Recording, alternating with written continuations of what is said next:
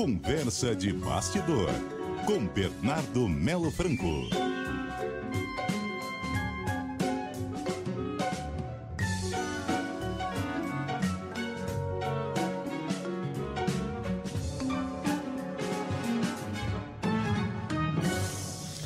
E aí, Bernardo? O Bernardo Melo Franco está fazendo ali os últimos ajustes para a imagem. A gente viu que ele já estava preparando tudo para a nossa conversa. Deixa eu ver se ele já está aqui com o áudio também. Boa tarde para você, Bernardo. Ainda não. Ele tá com a imagem, que a gente consegue vê-lo, mas ele ainda não consegue nos ouvir. Deixa eu ver aqui se a gente consegue fazer estes últimos ajustes. É que ele não colocou o fone de ouvido. Ele não colocou ainda o fone de ouvido. Vamos ver aqui se ele já está colocando. Senão a gente vai fazer o seguinte. Vamos ligar para ele, Ana Luísa, telefonar para o Bernardo Melo Franco para avisá-lo que já está tudo pronto aqui para a participação dele. E a ideia com o Bernardo hoje, Carlos Alberto, é fazer um balanço do que nós tivemos nesta semana com o julgamento da trama golpista. Nós tivemos aí os 2 primeiros dias de julgamento, na terça e na quarta-feira, julgamento que vai ser retomado na semana que vem. E aí a previsão é que nós tenhamos na próxima terça e na próxima quarta novas sessões e na próxima sexta também. E aí, se o cronograma for cumprido, a ideia é que na sexta-feira a gente já tenha a sentença, né? Se os acusados são culpados ou inocentes. E a ideia é que nós tenhamos também já na própria sexta-feira a definição das penas para estas pessoas. E algo importante é que esse é um julgamento que termina na próxima sexta-feira, ao que tudo indica, mas apesar da gente já ter sentença, já ter penas na próxima sexta, ainda é uma sentença possível de haver algum tipo de recurso. Agora sim, Bernardo Melo Franco está conosco. Boa tarde para você, Bernardo. Boa tarde, Cássia. Boa tarde, Sardenberg. Problemas técnicos, mas agora eu ouço vocês bem. E nós ouvimos você também. E, bom, então é um balanço desta primeira semana de julgamento, entrando direto no tema, Bernardo.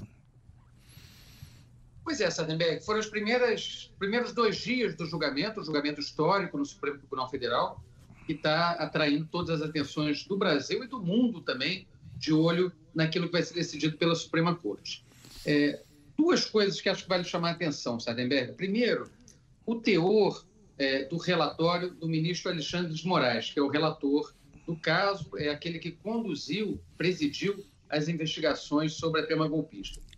O Alexandre de Moraes, ele, como é próprio de um relator, resumiu na terça-feira a acusação feita pela PGR e também as defesas que foram apresentadas por escrito ao Supremo. Mas ele não se limitou a isso. A gente, olhando com atenção aquilo que ele disse, dá para dizer, Sardenberg, que o Alexandre de Moraes acabou antecipando, de certa forma, parte do seu voto. E por quê? Porque ele crava que houve, de fato, uma tentativa de golpe no Brasil. E ele diz, inclusive, que o caminho para lidar com isso tem que ser a aplicação da lei e da Constituição e não a conciliação. Portanto, não um apaziguamento. Portanto, dando um recado para o Congresso de que o Supremo Tribunal Federal não vê com bons olhos nenhum tipo de articulação por tentativa de anistia. Na minha visão, essa fala do Alexandre de Moraes, Sardenberg, já indica que vem aí notícias ruins para os 8 réus, o ex-presidente Bolsonaro e os outros 7 que estão sendo acusados nesse chamado núcleo crucial do golpe. Porque a tese principal das defesas é dizer que não teve golpe nenhum, que foram só atos preparatórios, que eles só conversaram, que o Bolsonaro fez sim uma transição pacífica de poder. E o Alexandre de Moraes, no momento que diz que a democracia brasileira atravessou um desafio desse tamanho e passou por uma tentativa de golpe, ele já deixa claro que não acreditou nessas versões. Exatamente, ele fala em trama golpista, em tentativa de derrubada do Estado Democrático de Direito, etc. Bom, isso foi a primeira semana. Agora, Bernardo, enquanto enquanto se desenvolve o julgamento, no Congresso tem o debate do projeto de anistia. As coisas correm paralelas e tem muita coisa a ver uma com a outra, né? Exatamente, Sardenberg. A ideia dessa anistia é justamente tornar sem efeito esse julgamento histórico que a gente está assistindo na Suprema Corte. É o seguinte, olha, já que vocês fizeram questão, julguem aí o Bolsonaro, mas o que vocês forem julgar não vai valer, porque nós aqui no Congresso vamos derrubar a validade desse julgamento, na prática vamos garantir impunidade para os personagens que vierem a ser condenados. Essa articulação ganhou força nos últimos dias, Sardenberg, e ganhou força por um motivo. O governador de São Paulo, Tarcísio de Freitas, entrou de peito aberto na campanha pela anistia. Veja que na terça-feira, primeiro dia de julgamento no Supremo, o Tarcísio pega um avião em São Paulo, desembarca em Brasília e vai se reunir com os chefes da Câmara dos Deputados justamente para tentar tocar essa anistia adiante. Por que o Tarcísio está fazendo isso? É simples. Ele quer ser candidato a presidente da República em 2026, quer os votos do Bolsonaro. E vale lembrar que 2, 3 semanas atrás, os filhos do Bolsonaro estavam se referindo a ele como um rato, supondo que ele não estava saindo em defesa do pai. Então, qual o jogo que o Tarcísio está fazendo nesse momento?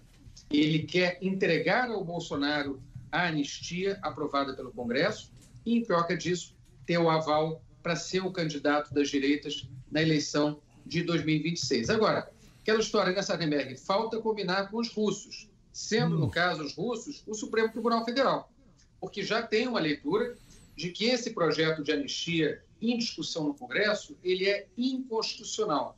Portanto, mesmo que ele venha a ser aprovado, na Câmara, que parece agora provável, e no Senado, que parece ainda improvável, esse projeto teria uma grande chance de cair, de ser derrubado por inconstitucionalidade pelo Supremo. A Constituição diz que são imprescritíveis os crimes contra o Estado democrático de direito, aqueles que envolvem violência.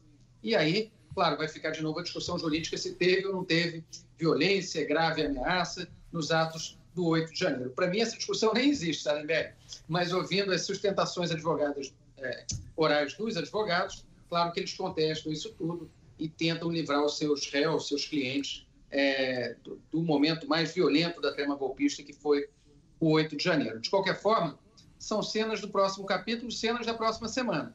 O Supremo avançando com o julgamento, com a grande possibilidade, probabilidade, eu diria, de condenação do ex-presidente Bolsonaro, e a direita no Congresso tentando articular, acelerar a votação dessa anistia. Na prática, Sardenberg, essa anistia seria uma espécie de um novo golpe sobre o Supremo Tribunal Federal, só que dessa vez é um golpe de terno e gravata, né, a pretexto da pacificação nacional. Essa é a palavra de ordem dos bolsonaristas nesse momento.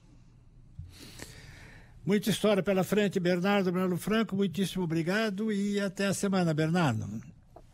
Semana que vem, direto de Brasília, Sardenberg e Cássia. Um abraço, boa tarde para os ouvintes. Boa tarde, Bernardo. Semana quente, semana que vem. Obrigado, Bernardo.